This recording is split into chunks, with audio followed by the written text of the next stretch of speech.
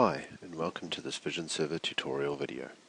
This tutorial is part 3 to the series of introduction videos to VisionServer.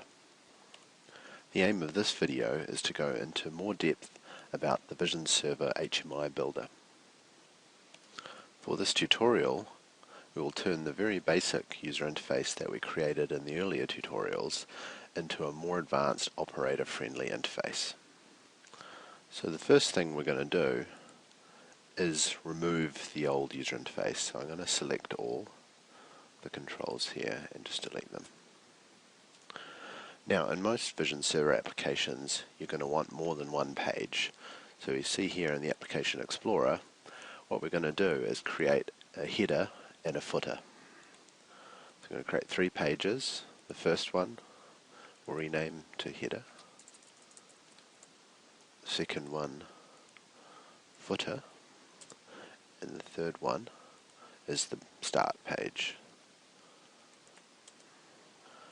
Now the way we usually do navigation in VisionServer is we specify a header to take a certain part, the top part of the screen. So it'll be 50 pixels high and 1024 wide. And so you see if we go to the footer, it's become very narrow. And the same with the footer, but we'll make this a bit bigger. This will be 80 pixels high. And our start page has to take up the remainder. So that will be 638 pixels. And we also have to set the start position. So the start position, because it's below the header, it needs to be 50 pixels.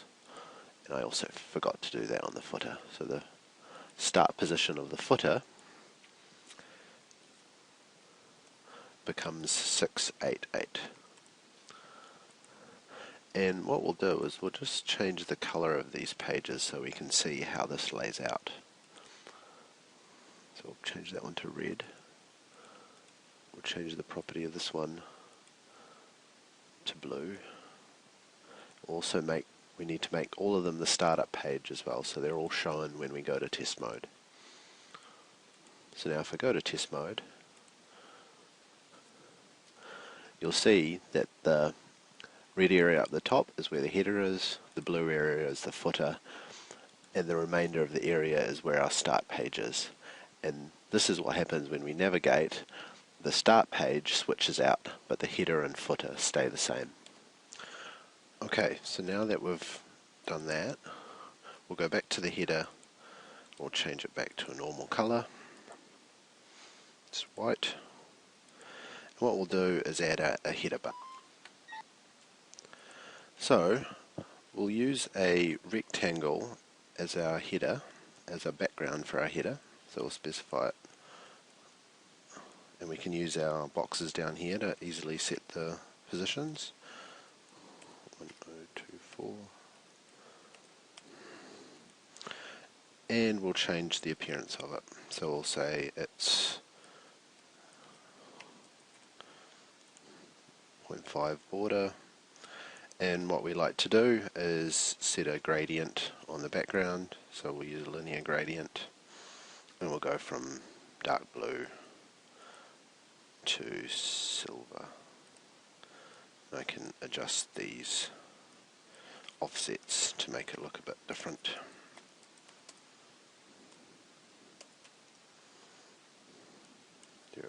.7. So usually our header bar, we usually put an icon, application title, and maybe a login button or status.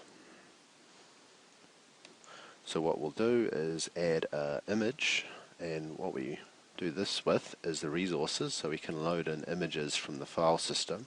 So go configure resources, import, and we'll go to pictures, and we'll get this VisionServer icon. So now that's loaded into VisionServer project. I can now add a image box into our corner here, and I'll zoom in just so I can position it better, and I'll place it in the corner here. And then in my image properties I specify the source to say this is our resource, so we get the image there. And the next thing we'll do is we'll create a title. bigger. Demo application.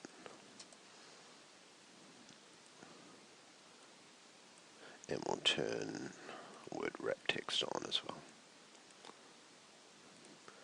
And we'll make it bold and change the text color to be white. Alright, so maybe we'll make that a bit bigger.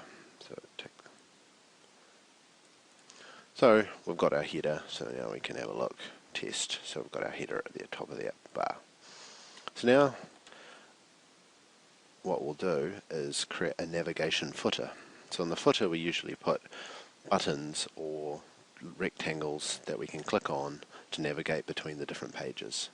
So we'll go to the footer, we'll change that back to a normal color, and what we'll do is we'll add some rectangles as buttons that we're going to use to navigate. We'll just put these here, and we'll set the properties, fill color to be grey, in no background, a bit lighter grey than that.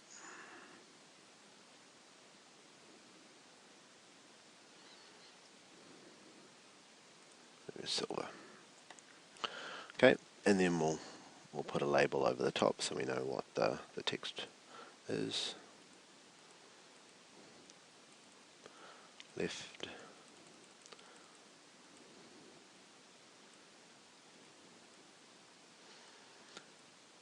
And because this button is going to take us to the main page, or the start, we'll put start here. So now what we need to do is create a script. So when we click on this button, we navigate to that page. So we'll go to scripts, and we can either do mouse down or mouse up. So we'll use mouse up in this case. And I can use the function show page. And if I press F7, I get a drop down. So show page. And then I pass the page name that I want to display. In this case, we can see it over here. It's called start page. And I'll save that.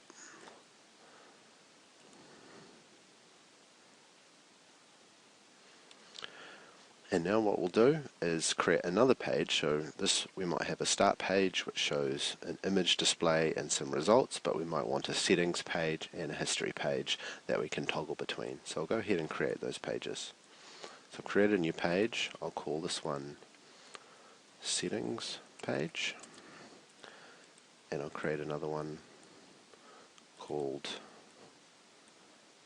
history page. And so I need to set the size of these to be the same. It's important that we set the size to be the same as our start page. So 50, 1024, 638. 50, 1024, 638. And the same for this one. And I won't set the startup page on these ones because we don't want them to show on startup. So now I've got an additional 2 pages, and now I'll go ahead and add the navigation for those pages too. So we'll copy and paste that, and Control C, Control V. I can just toggle those along. So if I press Control and the arrow key, it shifts it in a group. So I'll paste again. I've got another one, and I'll paste it, put that all the way along, same spacing. And then this one, we want it to go to settings, and this one to history. So now all I need to do is change the scripts on these.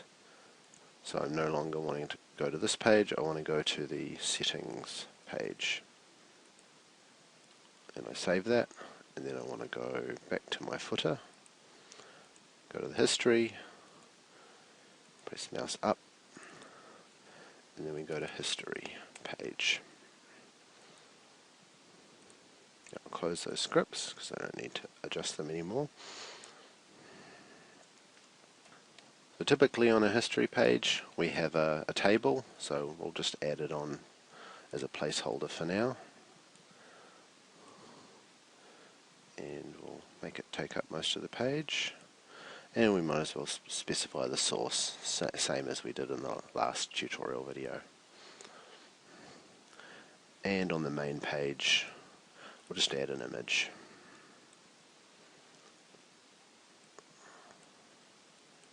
An image viewer is what we're after here. The image displays a static image from a file. Image viewer displays one from a camera or imaging device. So we'll set this up. The same as we did last time, source comes from camera image. Okay. So now when we test this, which could be our test, so we're on start page, we can click settings to go to the settings page, which is empty at the moment, and we have history to go to the history page. So we've created a very simple navigation system in our application. So we could easily add a number more pages in the application. So one of the nice features of the HMI builder is you can create templates.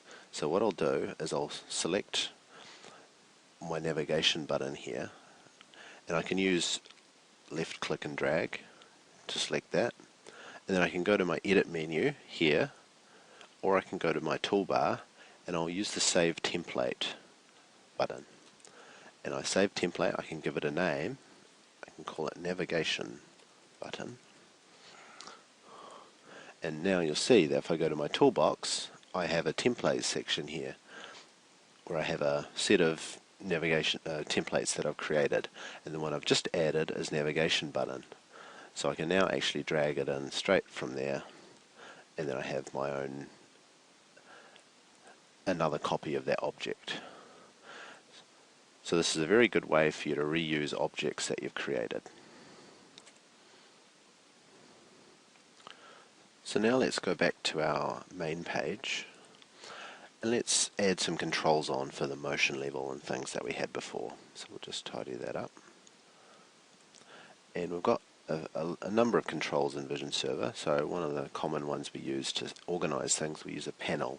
And a panel is really just there as a background, as a grouping object. So what we'll do is put one there, and we'll copy that and we'll put one on the back here as well.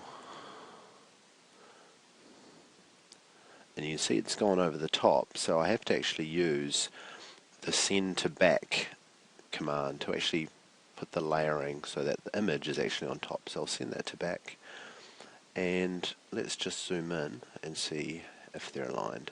So you can see our controls are actually not very well aligned, so I can actually use another one of our controls, our alignment tools that we've got in VisionServer. So you can see we've got a whole range of tools to help you easily create interfaces. So we want to go align, and we want to align them to the top. So you can see now that it's aligned both so that they're exactly the same top, and we also want them at the bottom, so we'll make them the same height as well. Oh, I did something wrong. Let's try that again. So I think actually you'll find that they are the same. So now we've got an image, and what else do we need? So now we'll add a status light for the motion level. So we can do that by combining a rectangle up here. And this is just going to go red when there's motion detected. So we'll set border thickness. We'll just set some appearance properties to make it look a bit nicer. And we'll set the fill. We want to animate the fill color. So we'll specify the tag as motion level, motion warning, and then we go ahead and we specify the binding. So when our motion warning is on, it's red, and when it's off, it's going to be grey.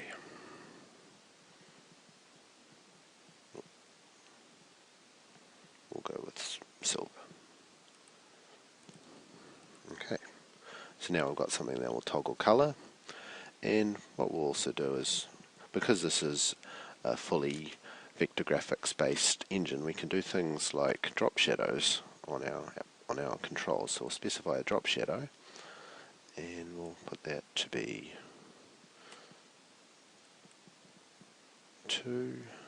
8, and we'll specify the shadow depth to be 2. And then what we'll also add is a label in the middle. Put it in here, make it a little bit bigger, put it bold, and we'll also put an effect on this one. And we'll put shadow color white, and we'll affect some. And so we want the text on this to change with the motion level, so we'll again put motion warning. And in this case we also want to specify some associations, so when it's on we want that to be motion, and when it's off we want that to be no motion. So if we click accept, and now if we test that out, we get a nice looking status light box, which is not working at the moment. Which is not working because our set point for our motion level is too high. So let's just add a settings box here, and we'll connect it to our motion level, our motion warning level. It goes from 0 to 1. And with our set points, we can actually use a touchscreen optimized control. So we can actually put it so that it pops up a keypad when you touch it on single click or double click. So I'll go single click here, and if I go test, I'll drop this down to say just 0 for now. I haven't specified decimal places, which I will do. Go back to start page. I need to specify that this accepts decimal places, so I'll allow 1 decimal place. So now when I pop up I can go 0.1. Now when I move, you can see it's animating nicely.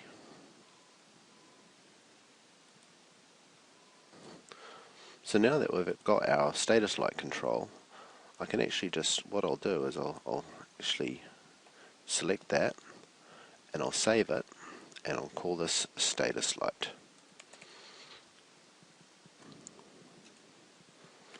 So now we've actually got another template, and I can just drag this in to create another status light. And one of the nice things is you'll see that when we saved it, it was tied, the expressions were tied to motion warning, and both of them were tied to motion warning. So what you can do quite quickly, change that if you have another Boolean tag. So for example, if I have a tag, if I create another tag called test value, and it's a Boolean, test value false, what I can do is I can select all that and go into my UI commands, and you'll see replace tags. So if I click that, it finds all references to tags within the selected object. So what I want to do is replace motion warning with test value. And now all the references have been replaced. So I'll make another copy, and I want to replace this with test value false. So I'll do the same thing, select all that, I find it in my toolbar, replace tags, so test value with test value false, replace. So now if I go test, what I want is one of those values to be on. So I'll just change this one to be on so we can show the difference. So one of them has motion and one of them has no motion. So that's a very easy way of creating common controls and reusing it within your application. So that's all we have time for in this video. As you can see, VisionServer has a very fully functional and fully featured HMI builder with vector graphics for high fidelity visuals, so you can zoom all the way in and all the way out and still have very, very clear graphics.